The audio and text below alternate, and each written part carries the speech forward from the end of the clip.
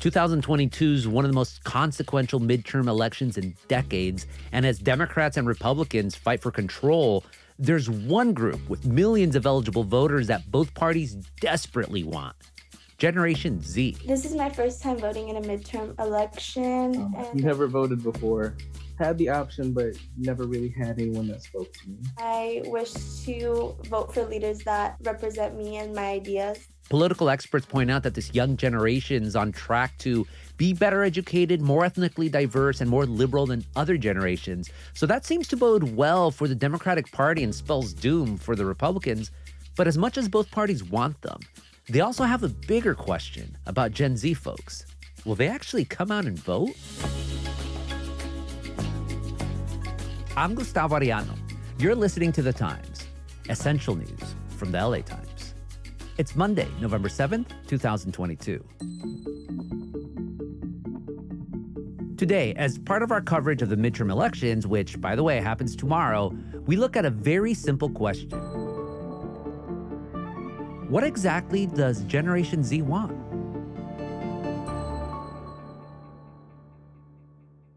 My colleague Arit John covers national politics. Arit, welcome to The Times. Thanks for having me. So my first election was, what was it? 1980? No, see, I can't remember, 1998. Don't even ask me who I voted for or why, but I just remember I registered to decline to stay, mostly voted Democrats. Most of my friends voted, but none of us were particularly enthusiastic. And I can definitely say, though, that both parties didn't care about us at all. Like, they weren't reaching out for our vote. But what about now? What about with Gen Z? Who are they and why are they so important politically? So Gen Z is anyone born between 1997 and 2012, and they're basically the new it generation in politics. This is the first year that members of Gen Z are old enough to run for Congress, and we're likely to see at least one new Gen Z member of Congress next year. And as a voting bloc, we're seeing that Gen Z is more diverse than any generation before it. Just under half of Gen Z is made up of people of color, compared to about 4 out of 10 millennials. They're more educated and their parents are more educated. And that plays a big role in the issues that they care about, especially when it comes to student loan debt. And Gen Z matters because, basically every new generation brings with it fresh voters and new opportunities or challenges for each party. Yeah. This year, there'll be more than 8 million new Gen Z voters who've turned 18 since the last election who could be voting for Democrats, they could be voting for Republicans, or they could just sit out the election entirely. And that's a scenario I don't think either of the parties want. So you spoke to a couple of Gen Zers who are running for Congress, and they're the first of their generation to do so. Maxwell Frost, a Democrat from Florida, and Caroline Leavitt, she's a Republican from New Hampshire. Let's start with Maxwell. Who is he and what's his story? So Maxwell Frost, he just won a really competitive primary in Florida in the Orlando area against 9 candidates, including 2 former members of Congress. You feel like this time is different. Let me hear you make some noise.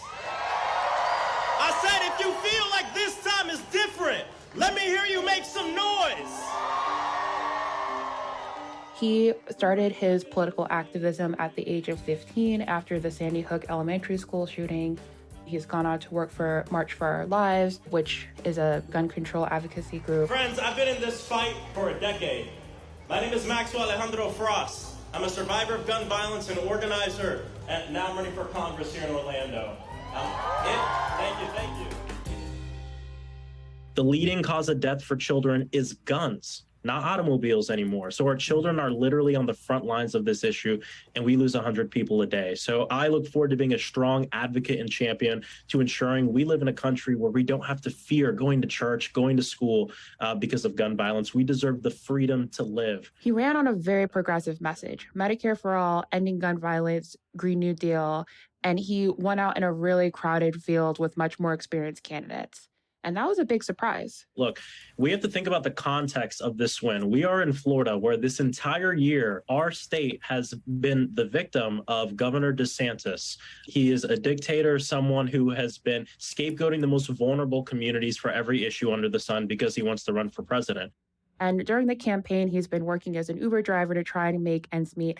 And he's been trying to finish up his college degree, which he expects to complete while he's in office, assuming he wins. Yes, there's a young face that is doing that work, but that's okay. We need a diversity of, yes, race, yes, opinion, but also age. And he really represents a lot of the trends that we're seeing in Gen Z. He is an Afro-Latino candidate.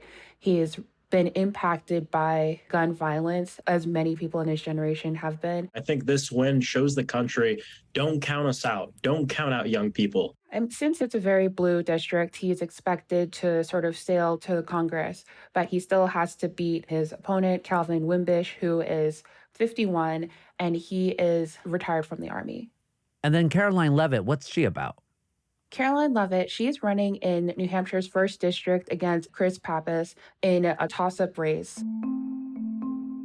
It's going to be very competitive. You have Pappas, who's sort of been running as more of a moderate Democrat, focused on, this is what Democrats have done in office, but also I'm distancing myself from Biden when I need to.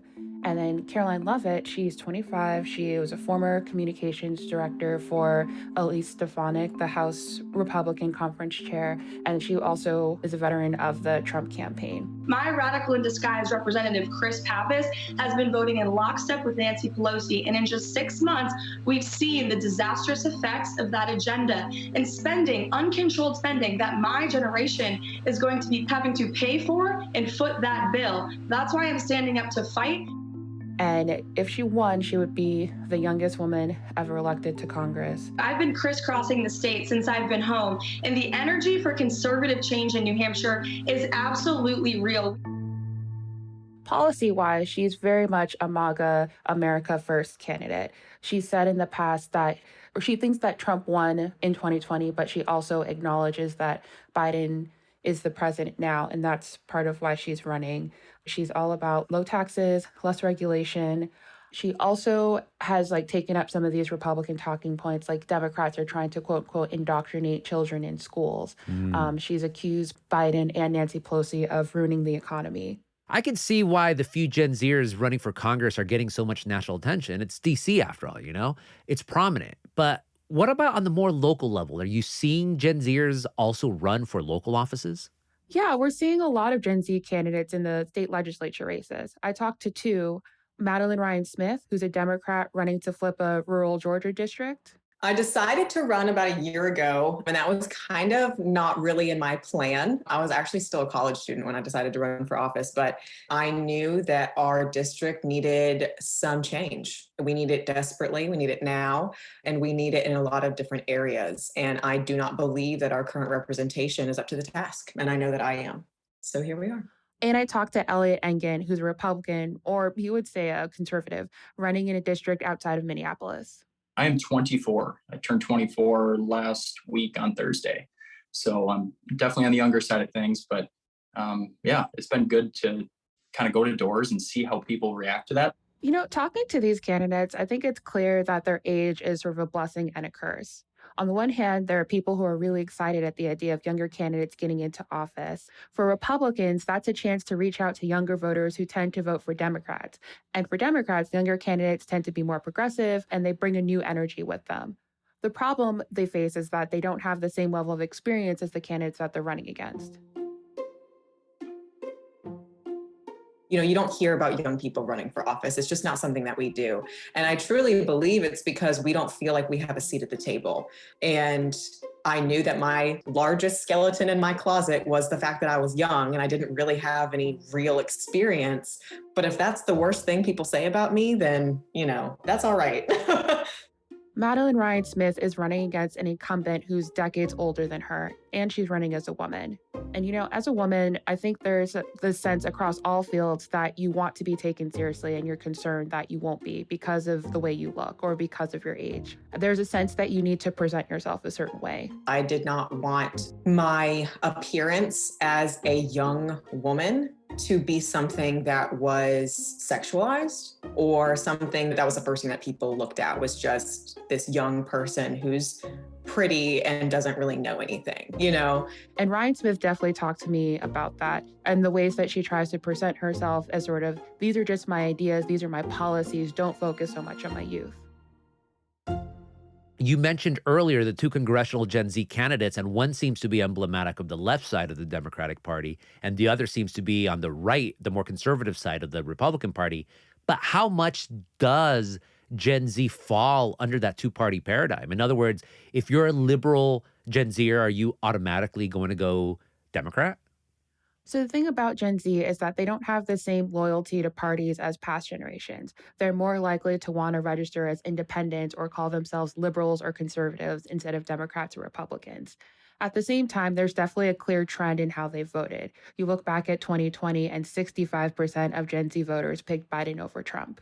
There's also a sense that Gen Z voters care more about specific issues and how parties are going to address them.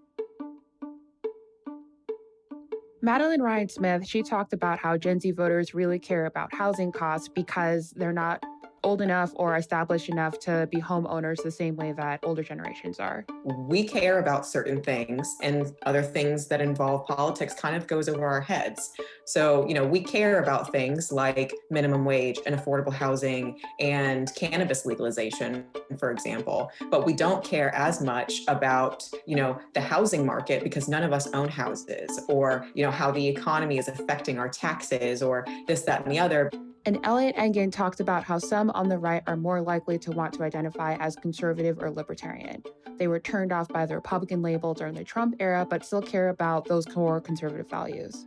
I mean, at the core tenet of conservatism is believing that the individual is capable of doing great things, and that politicians shouldn't always be having to tell that individual how to live their life. And he's tried to, at least in his campaign, portray conservatism as just being about the policies versus what the national conversation has been about. So I think that being a young conservative, I tend to refrain away from the term Republican because that can come with bad connotations. We have to start showing that we are compassionate, that our policies really just allow people to live their lives and strive to be whoever they want to be. So that's my job, to go and prove that to voters, that we do have an optimistic outlook on the future of America.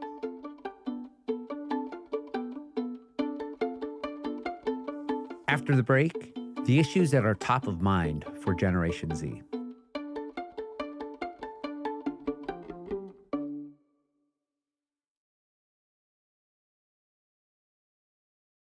Arit, so what's bringing Gen Z out to the midterms? Gen Z voters in polls really show that they care about a lot of these social justice issues like same-sex marriage, racial equality, LGBTQ rights. They care a lot about climate change and what the government is doing to prevent it. They care about gun control. It's issues such as disabled rights, the rights of people of color, rights of LGBT people, that is drawing me to voting. I live in the LA County. Another one would be homelessness because it is rising and it's going to get to a point where it's going to become way too hard to manage, as we've seen in the last couple of years. And then specifically as we head into this election, a lot of the issues that young voters care about are the issues that other voters care about. They care about inflation, the cost of goods. They care about just the sense that the economy is not working for them the way they'd like it to. So the Harvard Institute of Politics does a regular poll of young voters, and in their spring 2022 poll, they found that 36% of young voters feel that being involved in politics doesn't have any tangible results for them. 42% said that they believe that voting doesn't make a difference. And more than half said that politics today are no longer able to meet the challenges that the country is facing. And 85% of young Americans said that they favor some action on student loan debt. But even that's not universal. Only 38% said they favor total debt cancellation. And I got a chance to speak with Judith Brown-Danis, who is the executive director of the Advancement Project, which is a nonprofit that works on racial justice issues. And she said that this shift isn't surprising. The past few times that we've done these polls, racial discrimination and structural racism ranks number one. But number one was inflation. And so that's not surprising. We're talking about young people, some of whom are adulting right now. And the things that they keyed in on inflation were just the cost of daily goods and necessities and the cost of housing. Racism and discrimination were number two. They did their own survey of Gen Z voters and found that, among people of color, that systemic and structural racism used to be a top issue, but now that's been bumped down to number two, again, to being replaced with concerns about inflation. You mentioned earlier that Gen Z voters supported Biden more than other generations, but how do they feel about his accomplishments so far? I think the Gen Z vote in 2020 for Biden was more of an anti-Trump vote than a pro-Biden vote. Gallup found that Biden has a 39% approval rating with young voters. And, digging into that a little bit deeper, the Harvard poll found that there's a sense that the Biden administration hasn't been effective, hasn't been following through with some of their campaign promises, and maybe doesn't share their values. I hope for the best, but at the same time, I'm not delusional.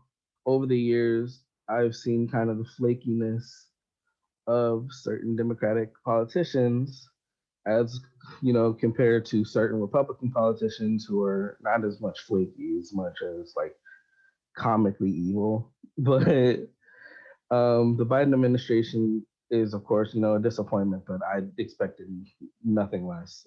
And I think that's why we've seen in the last few months, like the Biden administration, release their plan on student debt relief. You just try to really emphasize the accomplishments that they've had on infrastructure, on the Inflation Reduction Act, to try to just get this message across, not just to Gen Z, but to all generations, that they are actually fulfilling their campaign promises, and that if you do vote for Democrats, you will get something in return. There's so many issues, obviously, for the midterms, but one of the biggest ones from this past summer was overturning a Roe versus Wade. How is that influencing Gen Z voters? That's definitely a top issue, especially for young women. The right to an abortion as a woman of color, I feel like that's very important to me. Gen Z, one, is not as religious as past generations, and they actually really support the right to abortion access. 3 out of 4 Gen Z voters support abortion rights broadly, and only 3 in 10 say that they believe abortion is morally wrong. I think that this is a very visceral issue for especially a lot of people of reproductive age who are seeing themselves losing the rights that past generations have had to abortion access. I mean, we're seeing even the risk of losing access to contraceptive care or to Plan B. And so we've seen a lot of data that suggests that young women are registering at higher rates, especially in swing states. I mean, we saw in Kansas with the ballot proposal that would have allowed more abortion restrictions in the state, that was soundly defeated, and young women voters were a big part of that. More after the break.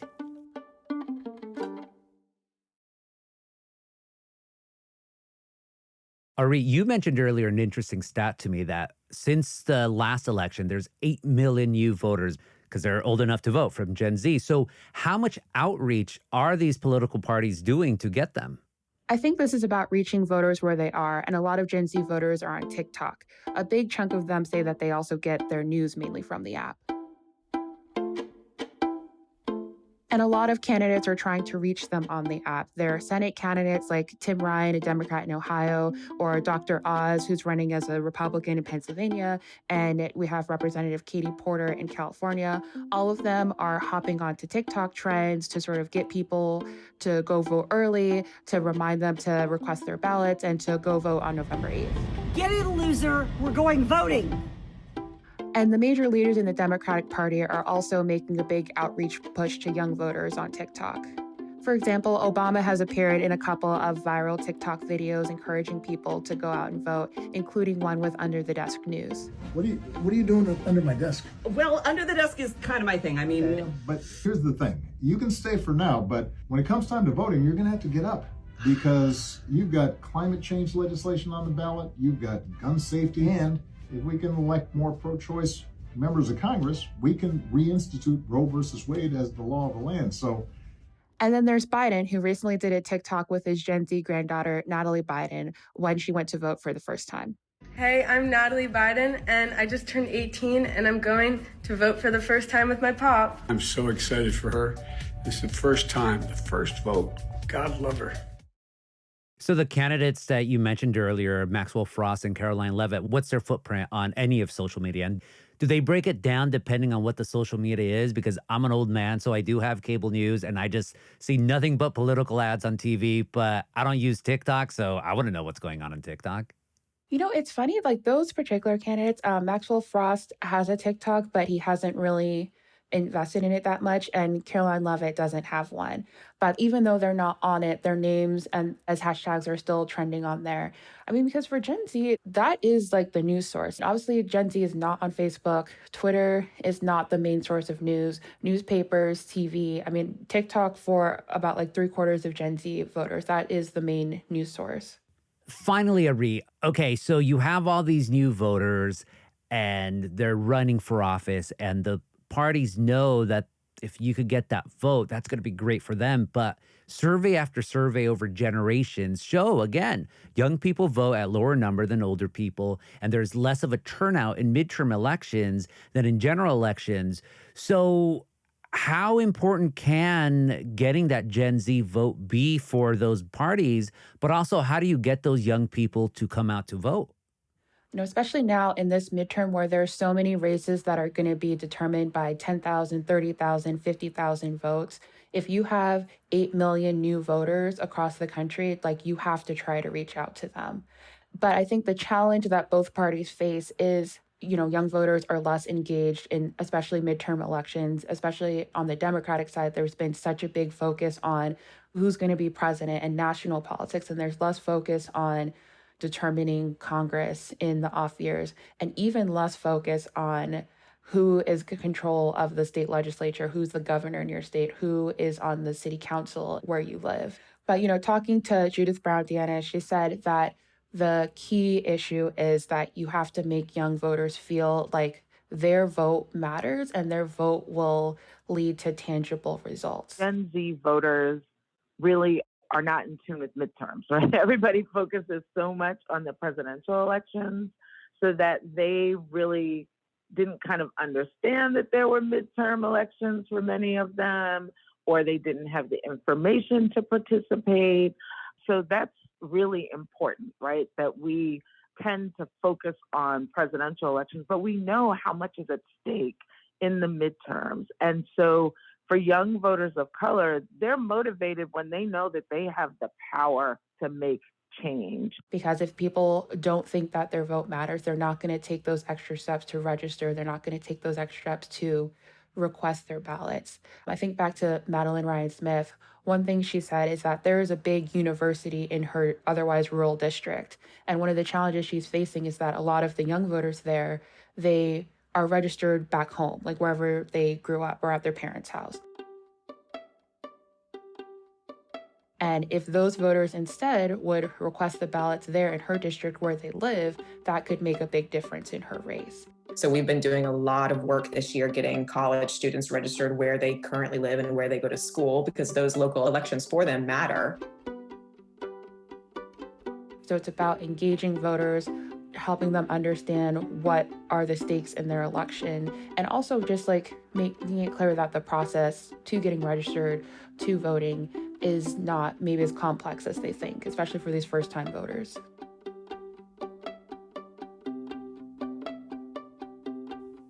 Arit, thank you so much for this conversation. Thanks for having me.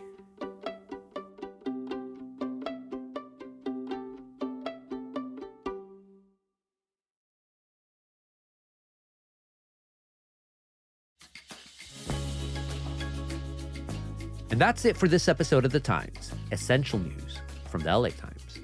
David Toledo, Denise Guerra, and Madeline Amaro were the jefes on this episode, and Mario Diaz mixed and mastered it.